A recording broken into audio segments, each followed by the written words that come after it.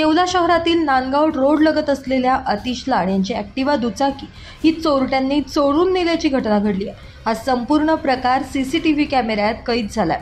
अधिक तपास येवला शहर पोलीस करतात। मात्र येवला शहरात दिवसेंदिवस चोरीच्या घटना वाढत असल्यानं नागरिकांमध्ये भीतीचं वातावरण निर्माण झालंय। चोरट्यांवर कधी आळा बसणार असा मोठा प्रश्न आता येवलेकर नागरिकांकडून उपस्थित केला जातोय।